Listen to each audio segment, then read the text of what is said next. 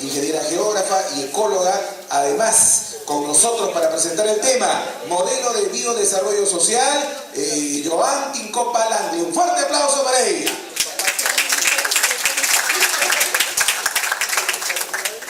Muy buenas tardes con todos, muy contenta de estar en este acogedor auditorio, sobre todo muy contenta porque este año tenemos la participación de dos nuevas universidades que apoyan a nuestro querido encuentro científico internacional, como es la Universidad Villarreal y por supuesto esa casa de estudios, ¿no? Muchas gracias, Universidad de las Américas. Mi interés, siempre ha sido mi interés y lo será, es encontrar nuevas formas de gestionar territorios, esto es, interacciones sociales entre el hombre y su espacio geográfico. Para ello he venido haciendo una serie de investigaciones y me he orientado a la parte biológica. ¿Cómo lograr que la parte biológica sea una referencia para gestionar un territorio? En ese sentido debemos recordar, la ciencia cada vez va tomando más datos y hoy día estamos con casi la certeza de que hace 4.400 millones de años la Tierra se formó. Y cuando la Tierra se formó fue una roca incandescente donde solo había gases, fuegos intensos y difícil de hacernos una idea, pero podemos acercarnos. Imagínense que nos vamos de viaje al Sol y aterrizamos en su superficie, 4.400 grados centígrados. Más o menos así sería nuestra prototierra. La que sigue. ¿Cuándo se formó la vida? Ha habido múltiples propuestas respecto a eso y aún no nos ponemos de acuerdo. La gente que estaba tomando la iniciativa en Alemania, en Francia, está acercándose cada vez más a desmentir lo que pensábamos que era el inicio de la vida. Hoy se habla del mundo de las ARNs o los ácidos ribonucleicos. Esas proteínas que en algún momento empezaron a formar la vida. Pero ¿cómo fue eso? Si nosotros consideramos a la Tierra en sus inicios, todo era átomos, era el mundo de la física nuclear, la física donde cada elemento pertenece al todo. Tenemos 116 elementos, cada elemento tiene sus átomos. Un átomo, bailando en una fiesta, se juntaba con otro átomo que podría ser de su familia, a lo que llamamos hoy día elementos. Cuando un átomo de un elemento se junta con otro que no es de su elemento, se le llaman compuestos, pero sigue siendo materia inerte. Cuando un átomo y otro átomo se juntan, se forman moléculas. Bueno, tenemos la aproximación a que hace 4.400 millones de años solamente éramos moléculas. Todo el mundo se juntaba, se separaba por efectos de la física de aquel entonces. Algunas moléculas lograban replicarse a sí mismas, pero seguían siendo inertes, porque esa replicación era segundos y se desintegraban en átomos. La que sigue, por favor. Pero ¿qué sucedió? En 400 millones de años se formó nuestros continentes. Una tierra, una roca hirviendo, que parece que fue el sustrato donde se comenzaron a formar lo que podemos considerar las protocélulas. Y de ahí en adelante se juntaban dos moléculas, se cansaron de bailar, se vieron la manera de estar juntas, porque el concepto de estar juntas, ¿cuál es? Estabilidad. Mientras que la molécula logra estabilidad, es bastante probable que se mantenga en el tiempo. Las primeras moléculas, yo no quiero dar una clase de biología, pero acerquémonos un poquito. Las primeras moléculas son los aminoácidos, ladrillos de las proteínas. Una molécula secundaria son las pirinas, las piridinas, que hoy día se conocen como los compuestos del ADN y la ADR. Y por supuesto los azúcares para formar los carbohidratos. Estas moléculas, ya un poco más estables, se juntaron a su vez entre sí, dando por consiguiente, la que sigue por favor, lo que conocemos como bacterias. Las bacterias son tal vez los primeros organismos vivos en nuestro planeta. Y esto lo consiguieron a la voz de millones de años, ¿no? Si nuestro participante desea alguna pregunta, lo dejamos al final. Entonces, estas millones de bacterias se lograron sobrevivir durante millones de años bajo un solo criterio: andar juntas y replicarse. Esta replicación consistió simplemente en mirarse a sí misma y partirse en dos. Una bacteria se parte en dos cada 20 minutos, perdón. En el transcurso del día, una bacteria puede convertirse en miles o millones de bacterias. ¿Esto qué trae como paradoja o como consideración en gestión?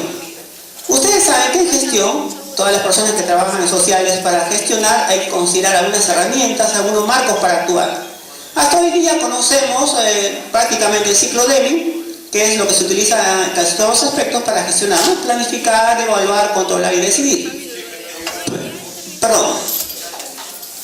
Y en ese entonces, de alguna manera que aún no conocemos, hubo cierto instinto de estas bacterias para mantenerse.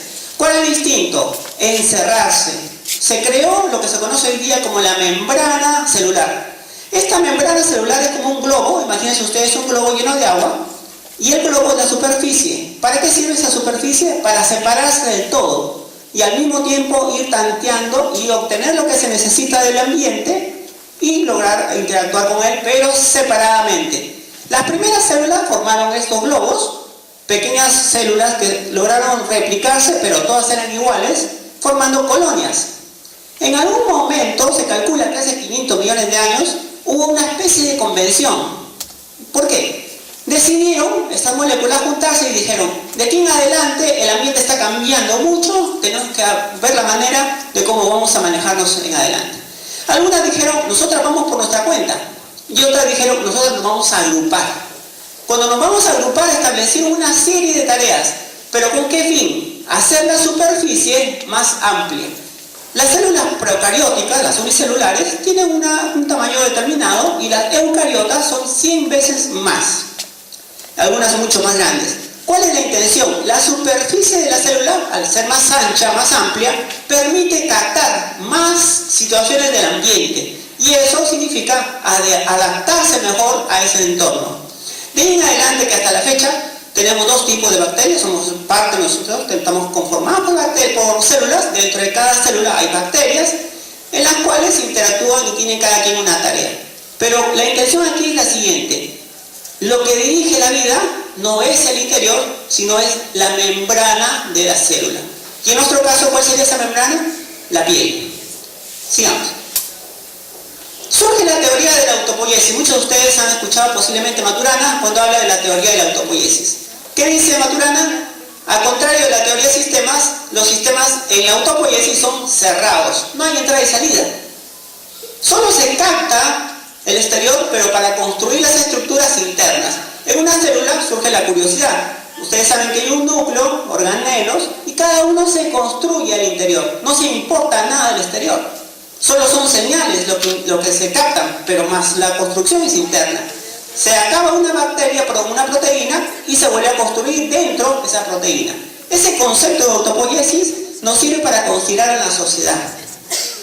En la sociedad, ¿cómo se puede delimitar un grupo humano? Bueno, eso es de acuerdo al observador o la observadora. Cada quien va a determinar cuál es el cuerpo al cual vamos a intervenir, el cuerpo social. Pero hay algunos aspectos básicos, ¿no? En cuanto a estructura, la barrera es flexible. Entonces, si yo quiero actuar en un determinado territorio, puedo hacerlo como cuenca, puedo hacerlo administrativamente, puedo hacerlo como comunidad o incluso como barrio. Para el observador es el que va a determinar el límite. Y al interior tengo que encontrar que hay procesos básicos. Todas las personas, incluso si vamos a las bacterias, todas se juntan por una razón. Eso es participación igualitaria. Todos tienen que tener beneficios. No hay una jerarquía. ¿Usted qué sigue, por favor? Y la clave aquí son dos bases teóricas, ¿no? Como ya les mencioné, la autopoietica de Maturana, pero también la epigenética de Bruce Lipton. ¿Qué dice Bruce Lipton? Que la membrana, la que rodea la célula, es el cuadro de control, el cuadro de mando, no son los genes. Él es muy tajante al decir lo siguiente: no existe determinismo genético. Si nos dicen que ustedes son parte de los genes, que yo soy parte de los genes, eso ahora es lo contrario. Nosotros podemos manejar nuestros genes. No vamos a cambiar la estructura del ADN o el ARN, pero sí podemos impedir que se gatille aquello que nuestros padres nos dieron, o gatillar aquello que queremos explotar de parte nuestra. Esta teoría trae consigo lo siguiente: si la membrana está rodeada de un material que impide que salga o entre agua, por ejemplo, son fosfolípidos, y entre esa membrana existen unos elementos llamados proteínas, ellas van a captar las señales que necesiten y van a ingresar a un proceso de comunicación interna que finalmente llegará al núcleo donde está el ADN y el ARN. Al contrario de lo que nos vienen diciendo hasta hoy día, ¿no? Si ustedes han leído El genio egoísta, ahí dice que en realidad es el núcleo el que determina, pero aquí es al revés. ¿Y esto cómo lo traemos a la vida social? En el transcurso de la tarde hemos escuchado varias ponencias, incluyendo una de filosofía, donde ya nos van orientando, efectivamente, que cada quien, si bien es cierto, aún no podemos dominarlo, podemos interactuar con el medio y percibir el medio según cada persona. Aquí tenemos 100 personas y cada quien percibe la charla que estaba escuchando a su manera. Algunos lo intentarán comprender, otros lo desecharán, otros dirán, bueno, sí, puede ser una buena idea. Cada quien percibe el mundo de acuerdo a acción a esa percepción, dirá cómo es que ustedes van a devenir en el grupo. Que sí. Tenemos 50 millones de células, como ya les comenté, cada célula tiene aproximadamente 50.000 bacterias por célula, y la teoría del sistema no queda descartada. Por supuesto, en algunos conceptos la teoría del sistema funciona. La teoría del sistema dice, hay entradas, procesos y salidas. La salida es diferente de la entrada. Pero en autopoiesis no existe sistema abierto, sino cerrado. No existe salida, solamente hay entradas. Y estas entradas se construyen internamente, pero no existe ninguna salida. Hay que tener un poco de abstracción para entender a Maturana, sin embargo sí se puede aplicar. Hay algunos teóricos en sociales que vienen aplicando esta teoría, pero a la sociedad la ven como un abstracto, algo más metafísico. Yo me separo de esa visión y pienso que lo que hay que buscar es humanidad y considerar a la sociedad como un aspecto externo, una externalidad más. La que sigue. Aquí vamos a encontrar un árbol. Si ustedes se dan cuenta, se pueden ver, todos empezamos como una unicelular, una única célula. Esta célula se va separando, va siguiendo hasta hoy día, sin en algún momento pasar una catástrofe en el planeta Tierra. Hoy en día todavía hay unicelulares y son muchísimo más que los seres humanos. Si desapareciéramos todos los seres humanos, ellas quedarían conversando entre sí, ¿no? Dirían, eres una vez un hombre, porque ellas seguirán, van a mantener la vida como unicelulares. Pero paralelamente están los pluricelulares, animales, plantas y nosotros. Todos venimos de una sola filogenia, partimos de una sola célula. Entonces yo me pongo a pensar, si ese desarrollo celular, que ha significado 4.000 millones de años, sigue viva, entonces me parece lógico que hay que considerar ese modelo. ¿Cómo es que ese modelo funciona? Comprender ese modelo significaría, tal vez, mejorar nuestras relaciones sociales. La que sí. Pero, ¿en qué momento se rompió esa naturalidad? Si nosotros un poquito vamos a la historia, como se establecieron los grupos en un territorio para sacar provecho del suelo, la agricultura y por supuesto los animales, ganadería, y surgió entonces la autoridad. La autoridad surgió como líder, el cual dirige a los demás. Desde el punto de vista cultural, ese es el quiebre de lo natural. Se creó lo artificial, claro, hoy día le llamamos cultura, pero esa artificialidad ha traído como consigo un retroceso biológico en lo que podemos llamar humanidad, no en el hombre, sino humanidad. ¿Qué sigue, por favor? En el Perú y en muchas partes del mundo, para ordenar un territorio utilizamos una herramienta que se llama ordenamiento territorial.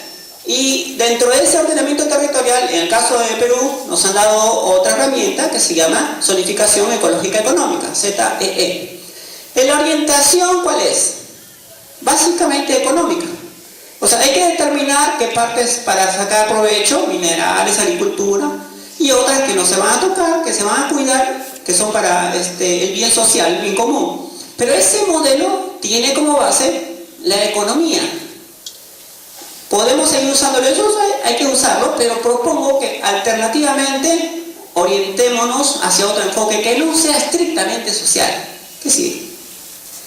Y entonces, como les expliqué en un momento, ¿cómo voy a agrupar a las personas? Porque no las puedo meter en una barrera, ¿no? Si no, tiene que ser imaginativamente. Puede ser por nuestros límites administrativos, por la cuenca hidrográfica, puede ser la comunidad, el barrio. Bueno, yo tomo esa población, que sigue por favor, y voy a tener que trabajar estas necesidades. ¿Qué necesidades tiene el hombre? Y surgen aquí otros conflictos en cuanto al concepto de desarrollo. Si nos abocamos al desarrollo económico, va a seguir con la misma contaminación, ¿no? tengo que orientarme hacia otra forma de desarrollo. Claro, Maslow tiene una pirámide, los 2 primeros peldaños son biológicos y el resto es social. La que sigue, por favor. Pero existe otra forma de entender las necesidades. Por ejemplo, si cogemos un modelo nada más, ¿no? ¿Qué necesidad tengo de subsistencia? Bueno, mi necesidad es estar físicamente bien, pero también necesito alimento, abrigo, es el mismo concepto. También tengo que alimentarme o alimentar a otras personas. Quiere decir que aquí tengo que entender necesidad y satisfactores. Yo les invito a un poco manejar estas herramientas para familiarizarse en lo que es necesidades y lo que son satisfactores. Por ejemplo, en este momento yo puedo tener hambre y ¿cuál es la intención? Nutrirme. Pero si como una hamburguesa, estoy satisfaciendo el hambre, pero no estoy cumpliendo con el satisfactor adecuado. Y ahí es donde se comienza a tergiversar los patrones de consumo. ¿Qué sigue?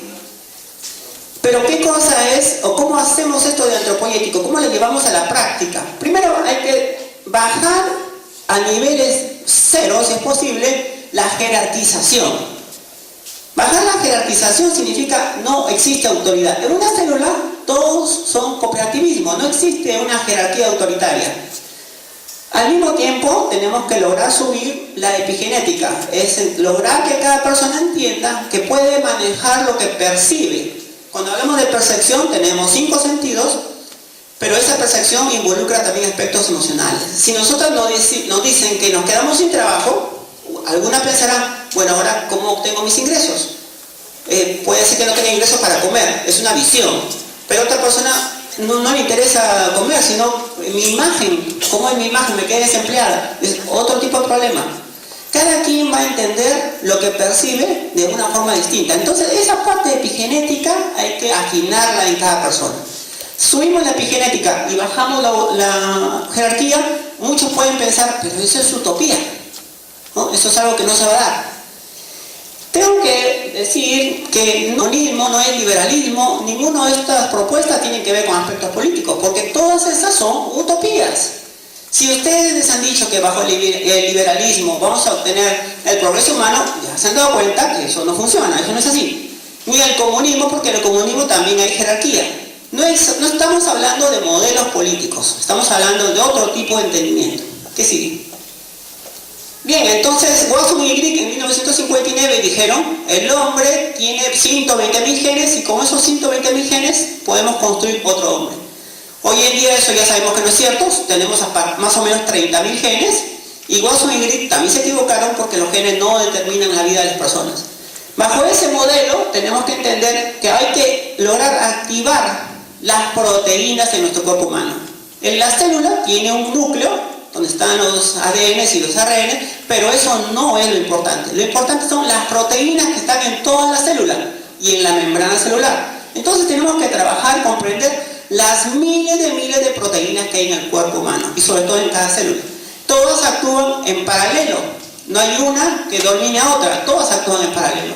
Por eso es que es difícil que hoy día comprendamos con total precisión la parte biológica, pero sin embargo hay personas que están orientándose a eso, para ayudarnos a comprendernos a nosotros mismos. ¿Qué sigue? En gestión, cada vez que hablamos de gestión, yo les hablé que tenemos 2 herramientas. La primera es el ciclo de Deming: planificar, ejecutar, controlar y decidir. Pero, ¿qué vamos a planificar? El modelo que queremos tener para esta población, la que escojamos. Pero también podemos hacer uso de Boyd. Boyd que decía, hay que observar. Uno es prácticamente método científico, hay que cuantificar, pero el otro es fenomenología. Observamos, orientamos, decidimos y actuamos. Ese modelo, cualquiera de los 2 es aplicado para la propuesta. ¿Qué sigue? Bueno, pero hay una prioridad. Para aplicar esto, primero hay que racionalizar, pero también entender. Cuando digo racionalizar es que los aspectos físicos se pueden describir, ¿no? Los procedimientos se pueden describir, pero hay aspectos que no se pueden describir, pero sí se pueden comprender. Heidegger es un filósofo alemán, no sé si aún está nuestro ponente que habló de filosofía, habla de Dasein, ¿no? El hombre puesto ahí. El hombre puesto ahí es una persona que está arrojada al mundo, pero no está condenada al mundo. Depende de cada quien cómo salga adelante. Yo puedo salir adelante en las peores condiciones, como en las mejores condiciones puedo quedarme abajo. La que sigue, por favor. He querido de esta manera darles una iniciativa para desarrollar más adelante esta propuesta y les agradezco la participación. Gracias. Adelante. Bien, en nombre del comité organizador del 12º Encuentro Científico Internacional de Invierno, es un honor entregar este certificado a Joan Tincopa por la gentileza de acompañarnos esta tarde. Ella ha estado dirigiendo una sesión en horas de la mañana también en el Instituto de Energía Nuclear y hoy nos acompañó con esta ponencia. ¡Fuerte las palmas para ella! Muchísimas gracias. Gracias.